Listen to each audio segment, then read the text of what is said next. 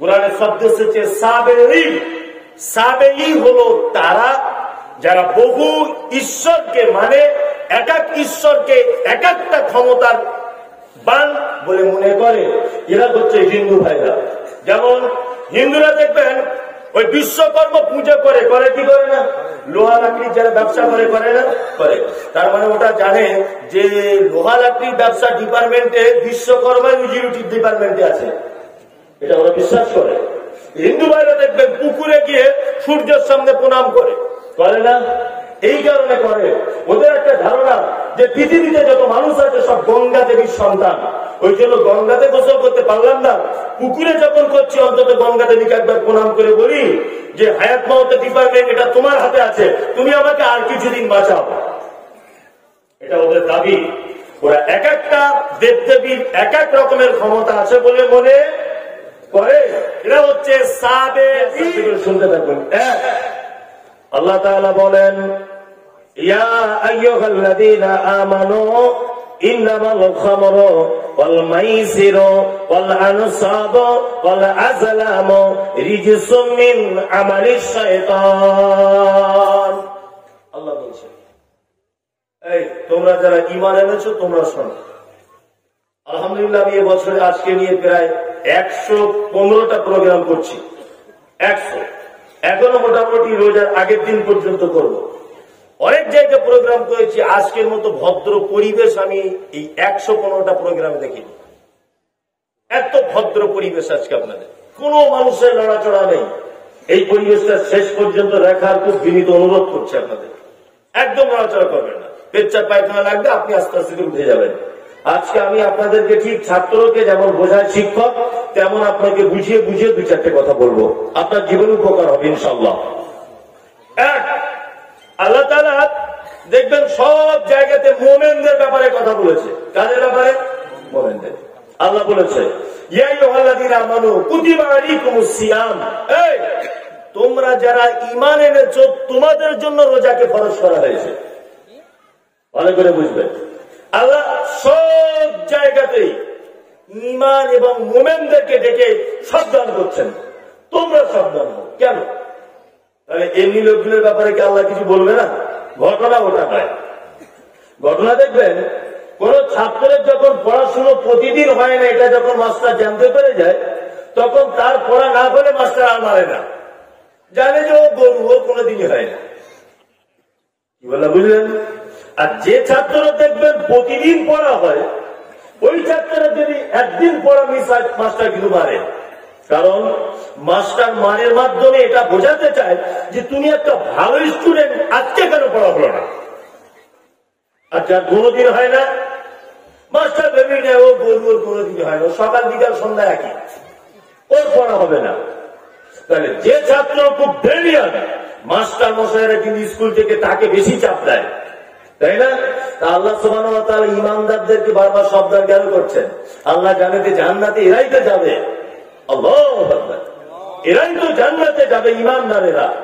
ওই জন্য আল্লাহ সব সময়তে ঈমানদারদেরকে টার্গেট করে কথা বলছেন। কোথাও বলেনি ইয়া আইয়ুহাল মুসলিমুনা, আল্লাহ এই কথা বলছে না যে মুসলমানেরা, এই কথা আল্লাহ বলছে না। বারবার বলছে তোমাদের মধ্যে যারা ঈমান নিয়ে এসেছো, তোমাদের মধ্যে যারা মুমিন, তোমাদের মধ্যে যারা ঈমানওয়ালা, তোমরা শোনো আমি তোমাদেরকে সাবধান করছি। ইন্নামাল খামর, নিশ্চয়ই তোমাদের জন্য নেশার জিনিস হারাম। আল্লাহ বলছে তোমাদের জন্য নেশার জিনিস কি হারাম। মানা যাবে হুজুর? মানা যাবে? যাবে না। যদি বলেন আমরা তো মদ চট পান করি না, আমরা মদ খাই, মাঝে সাঝে বিড়ি খাই, সিগারেট খাই, গুল খাই, জর্দা খাই, আমরা কিন্তু মদ খাই না বলি। স্যার আপনি যা বলবেন বলেন, এটা আমরা বলি কি বলি না? বলি। আপনাকে একটা কথা বলে রেখে দিচ্ছি, শুনে রেখে দেন। এক, আমার দিকে ফিরুন, আমার দিকে ফিরুন। এক, আল্লাহ তাআলা পবিত্র কোরআনে বলছেন, ওমা আতাকুমুর রাসূল ফাখুযুহু ওমা নাহাকুম আনহু ফান্তাহু। আল্লাহ এটা আছে কোরআনে? আছে? ওমা আতাকুমুর রাসূল ফাখুযুহু ওমা নাহাকুম আনহু ফান্তাহু আছে? আছে? আল্লাহ বলছে আমার নবী তোমাদেরকে যেটা দেয় তোমরা সেটা গ্রহণ করো, আমার নবী তোমাদেরকে যেটা নিষেধ করে দেয় ওইটা থেকে তোমরা দূরে চলে এসো।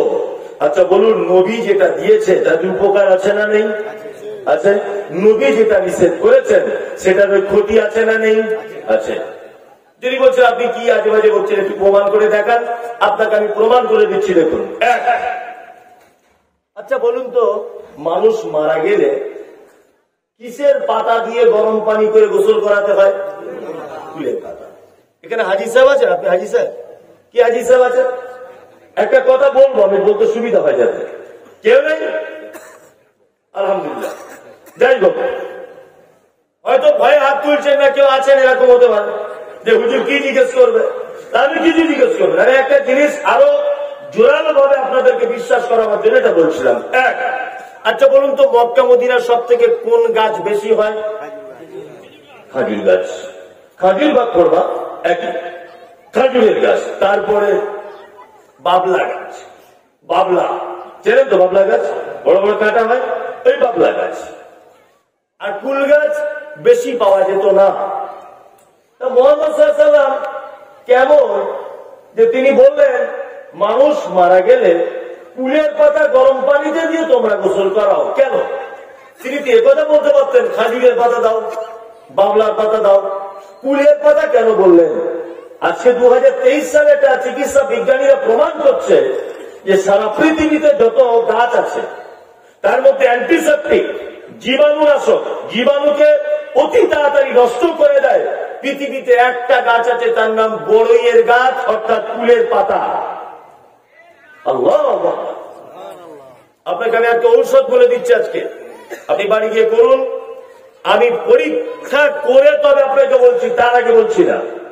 যাদের শরীরে একজিমা, পাচড়া, চুলকানি, ঘা, দাগ, এক কথা স্কিনের কোন প্রবলেম যাদের হয়, কুলের পাতা গরম পানিতে দিয়ে ভালো করে ফুটিয়ে নিয়ে ওই পানি দিয়ে ওই জায়গাটা ভালো করে ধৌত করুন, ইনশাআল্লাহ ঔষধের থেকে আগে কাজ হবে।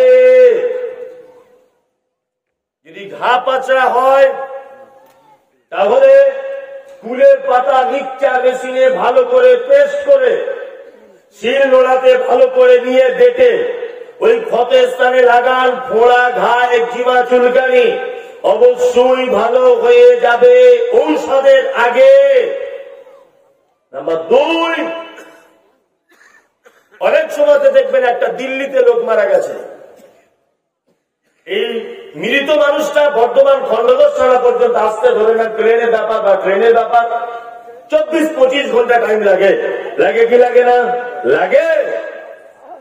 প্রথমেই যদি তাকে কুলের পাতা দিয়ে গোসল করিয়ে দেওয়া হয় তাহলে বিজ্ঞান বলছে কুলের পাতা দিয়ে গোসল করালে মিনিমাম 72 ঘন্টা একটা চামড়া, একটা ত্বক যেমন একটা সুস্থ মানুষের থাকে, ও মানুষটা মারা গেলেও তার ত্বক সেইভাবে থাকবে। এমনি যদি গোসল করানো হয় 24 ঘন্টার মধ্যে তার ত্বক পচতে শুরু করে দিবে। মুহাম্মদ সাল্লাল্লাহু আলাইহি ওয়াসাল্লাম বোকা লোক ছিলেন না? ছিলেন না। নাম্বার 2, আচ্ছা বলুন, বাড়িতে কুকুর পালা যাবে? Yes no? যাবে না, তাই তো? কুকুর পোষা যাবে না। বিড়াল যাবে? যাবে না? যাবে। কুকুর পোষা বারণ। হযরত মুহাম্মদ সাল্লাল্লাহু আলাইহি ওয়াসাল্লাম 1500 বছর আগে কথা বলেছেন, কুকুর বাড়িতে রাখতে পারবে না।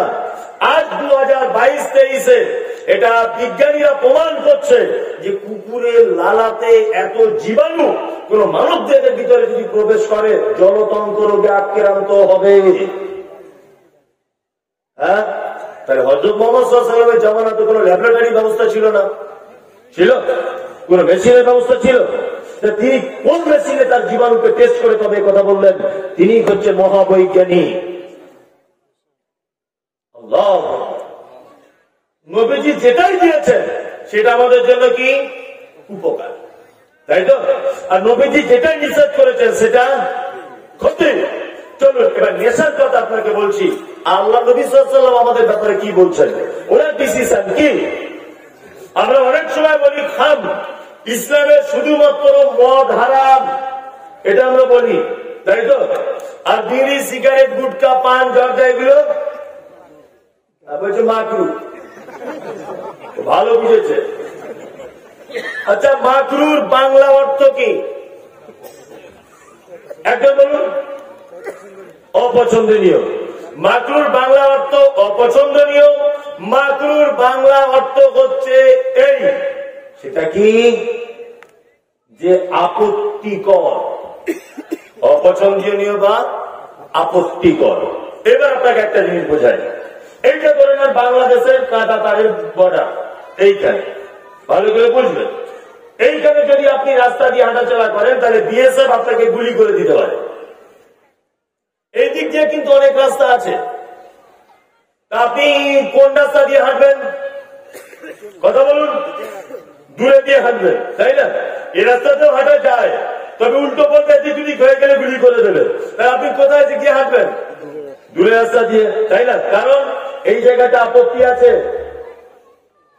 একটু দিকে হয়ে গেলে গুলি করে দিতে পারে, তাহলে আমার জীবনের খাতরা হয়ে যাবে। তা আমি অত রিক্সে হাঁটবো কেন? একটু দূর থেকে হেঁটে যাবো।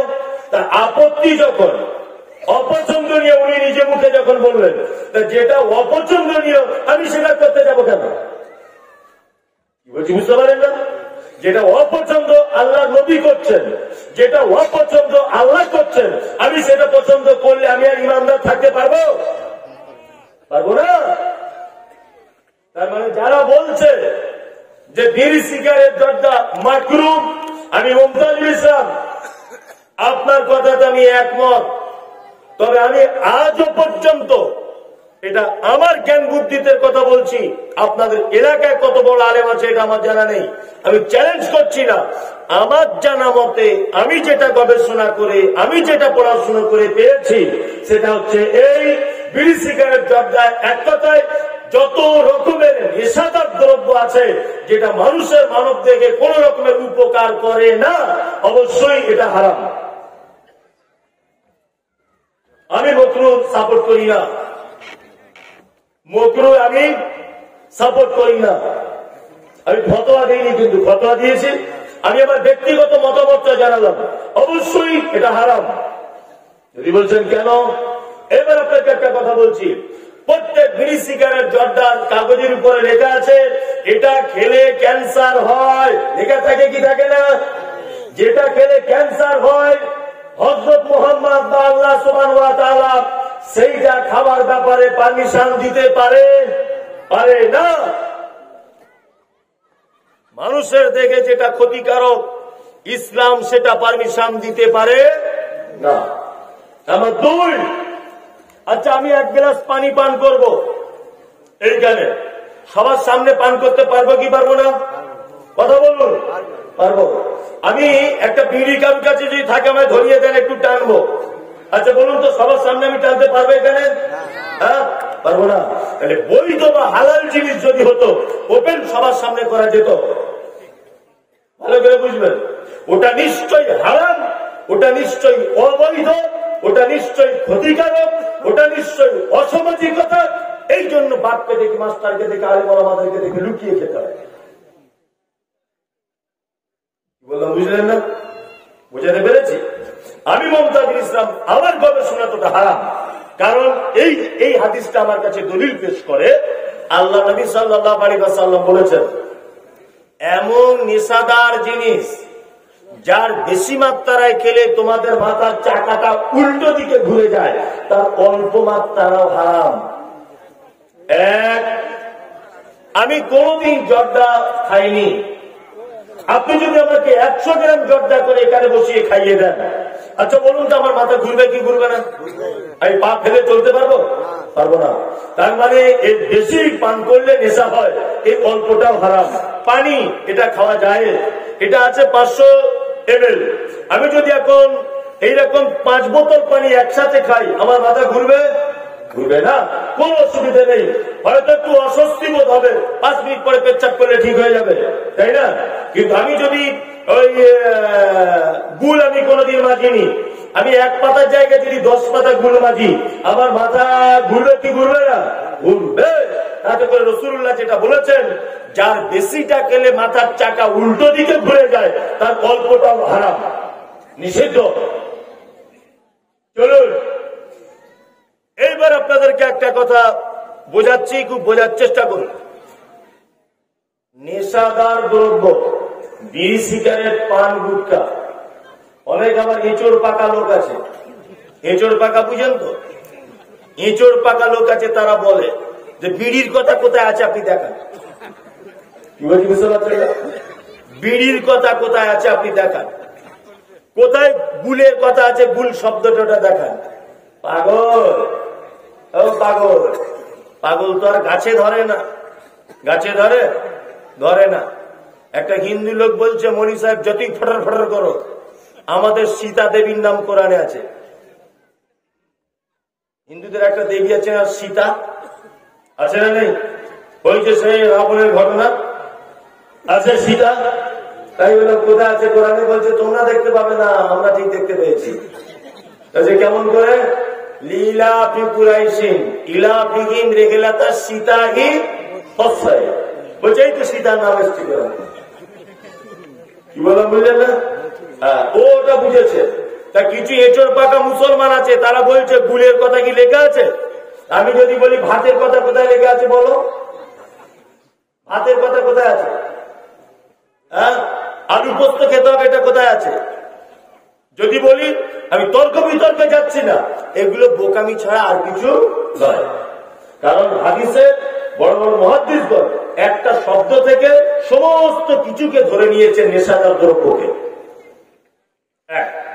আর একটা জিনিস আপনাদেরকে বলে রাখছি, আল্লাহ নবী সাল্লাল্লাহু আলাইহি ওয়াসাল্লাম তিনি বলেছেন, বিড়ি সিগারেটের কথা নয়, সমস্ত নেশার কথা বলছে, আমি কারোর নাম করে বলিনি। এক, আল্লাহ নবী সাল্লাল্লাহু আলাইহি ওয়াসাল্লাম বলেছেন, একবার যে লোকটা নেশার জিনিস পান করে 40 দিন তার কোন ইবাদত আল্লাহর দরবারে গ্রহণ করা হয় না। কতদিন? 40 দিন তার কোন ইবাদত আল্লাহর দরবারে গ্রহণ করা হয় না। এখন এতগুলো কিছু জানার পরে আপনার যদি মনে হয় বিড়ি সিগারেট জর্দা হারাম পর্যায়ে বা হারাম, নিষিদ্ধ, অপছন্দনীয়, তাহলে আমি তো বলবো আপনার 40 দিন নামাজ হওয়া বড় কঠিন, খুব বড় কঠিন। গোলাম হোসেন, খুব বড় কঠিন। আল্লাহ তাআলা বলছে, যারা ঈমান এনেছ তোমাদের জন্য নেশার জিনিস হারাম। দুই, ওয়াল মাইসির, জুয়ো খেলা হারাম। জুয়ো, জুয়ো খেলেন নাকি? লটারির টিকিট আছে, খুব চলছে না? খুব চলছে, এটা হারাম। আল্লাহ বলছে এটা হারাম। জুয়ো ইসলামে হারাম কেন? একটা যুক্তিসঙ্গত কথা আপনাকে বলে দিই, জুয়োটা হারাম কেন। এক, আচ্ছা আমরা যে লটারিটা প্রতিদিন বাজারে বিক্রি হয়, ফার্স্ট প্রাইজ কত? 1 কোটি, তাই তো? 1 কোটি। আচ্ছা বলুন তো 1 কোটি টাকা সবাই পায় না একজন পায়? একজন পায়, তাই তো? আচ্ছা প্রতিদিন লটারি কাটে 5 কোটি লোক, তাই তো? 5 কোটি লোক টিকিট কাটলো, আর পেল কজন? একজন। এটা ইসলামে এই কারণে হারাম যে অধিক সংখ্যক মানুষ দরিদ্রতার সঙ্গে বসবাস করবে, আর এক সংখ্যক মানুষ, একক সংখ্যক মানুষ, সেই মানুষটা 2 তলা বিল্ডিং করবে, 1 কোটি টাকার মালিক হবে। এই জন্য ইসলাম এটা হারাম। বহু মানুষকে ভিখারি করে দেয় আর একটা মানুষকে ধনী করে দেয়, এই জন্য এটা ইসলামে কি হারাম। আল্লাহু আকবার। 2, ওয়াল আনসাব, দেব দেবীর পূজা করা হারাম। তবে আমরা মুসলমানরা দেব দেবীর পূজা করি? করি না। করি, কে বললো করি না? দেখাবো আপনাকে। তবে কথা যদি কর্নেওয়ালার বিপক্ষে চলে যায়, তাহলে আমি গাড়ি নিয়ে বাড়ি যেতে পাবো তো? যাবো তো? তাহলে বলে দিই, হ্যাঁ না, আমিও কাউকে ভয় করি না। ওই বাঁকুড়াতে গেলাম, বলেছি বলে গাড়িতে বড় বড় ইট মেরেছে, ভালোই করেছিস। যদি ইট মেরে যদি সুখ হয় তো হোক, আমার অসুবিধা কিছু নেই। তবে আমি পশ্চিমবাংলার, আমি এমন একজন বক্তা, এমন একটা রকম ভাবে বক্তব্য রাখি যে সাপের মুখে চুমো আর ব্যাঙের মুখে চুমো, ওই কাজ মুমতাজুল ইসলাম করে না। নয় ইস্পার নয় উস্পার, নয় তুমি আমাকে ডাকো নয় তুমি আমাকে ছাড়ো, দুটোর একটা। এখানে এসেছি, যেটা কোরআন হাদিসে আছে আমি জেনেছি, ওটা আমি হক কথা বলে দিব। আপনি হুঁশমোটা করে আমার কথা কেটে দেওয়ার চেষ্টা করেন না বিনা পড়াশুনোতে। আমি পড়াশুনো করে যাচাই বাছাই করে তদন্ত করে একটা কথা আপনার সামনে বলছি, আর আপনি হুঁশমোটা করে বলে দিলেন এই কথা ঠিক নয়। আপনি কেন বলতে গেলেন এটা ঠিক নয়? আমি তো গবেষণা করে এসে তবে বলছি। আপনি গবেষণা করুন, তারপরে আমার নাম্বারটা নেন, আপনি আমার সঙ্গে যোগাযোগ করবেন যে ভাই আপনার গবেষণার সঙ্গে আমার গবেষণার অনেকটাই ডিফারেন্স হচ্ছে। আপনার গবেষণা ঠিক হলে আমি মুমতাজুল ইসলাম বলছি অন্ধের মতো মেনে নিব। একটা বাচ্চা ছেলে যদি কেউ আমার ভুল প্রমাণ করে দিতে পারে যে আপনার এটা ভুল, আমি প্রমাণ করে দিচ্ছি, বাচ্চা বুড়ো ভিখারি হলেও তার কথা মেনে নিতে আমার কোন রকমের অসুবিধা নাই। কারণ ভুল সংশোধনে অসুবিধারও কিছু নেই, ভয়েরও কিছু নেই, বরং আছে সফলতা। ভুল সংশোধনে কি আছে? সফলতা আছে। এনি টাইম ভুল সংশোধন করে নিতে পারি। হ্যাঁ, আল্লাহ তাআলা বলছেন আনসাব দেবদেবীর পূজা করবে না। এইবার আপনাদেরকে একটা কথা জিজ্ঞাসা করছি, খুব মনোযোগ সহকারে উত্তরটা দেবেন, জানা থাকলে বলবেন। এক, আচ্ছা বলুন তো হিন্দু ভাইরা মুশরিক না মুশরিক নয়? কারা বলছেন মুশরিক? হাত তুলুন, তুলুন, একটু তুলুন না। কারা বলছেন মুশরিক? আপনারা বলছেন মুশরিক, তাই তো? আমি মুমতাজুল ইসলাম সোশ্যাল মিডিয়াতে এই মুহূর্তে মোটামুটি 20,000 লোক দেখছে, আপনাদের থেকেও। আমার এই দুটো চ্যানেলে 20 থেকে 30,000 লোক দেখছে।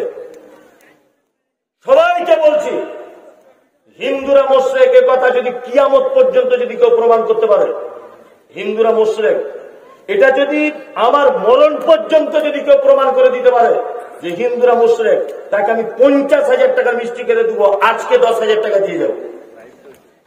হিন্দুরা মুশরিক নয়। হিন্দুরা কি?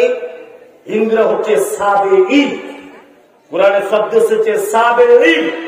সাবেঈ হলো তারা যারা বহু ঈশ্বরকে মানে একাক ঈশ্বরকে একাকটা ক্ষমতার বান বলে মনে করে, এরা হচ্ছে হিন্দু ভাইরা। যেমন হিন্দুরা দেখবেন ওই বিশ্বকর্ম পুজো করে, করে কি করে না? লোহা লাকড়ির যারা ব্যবসা করে, করে না? করে। তার মানে ওটা জানে যে লোহা লাকড়ির ব্যবসা ডিপার্টমেন্টে বিশ্বকর্মা ইউজিলিটির ডিপার্টমেন্টে আছে, এটা ওরা বিশ্বাস করে। হিন্দু ভাইরা দেখবেন পুকুরে গিয়ে সূর্যের সামনে প্রণাম করে, করে না? এই কারণে করে, ওদের একটা ধারণা যে পৃথিবীতে যত মানুষ আছে সব গঙ্গা দেবীর সন্তান। ওই জন্য গঙ্গাতে গোসল করতে পারলাম না, পুকুরে যখন করছি অন্তত গঙ্গা দেবীকে একবার প্রণাম করে বলি যে হায়াত মাওতের ডিপার্টমেন্ট এটা তোমার হাতে আছে, তুমি আমাকে আর কিছুদিন বাঁচাও। এটা ওদের দাবি। ওরা এক একটা দেবদেবীর এক এক রকমের ক্ষমতা আছে বলে মনে করে। এরা হচ্ছে সাবে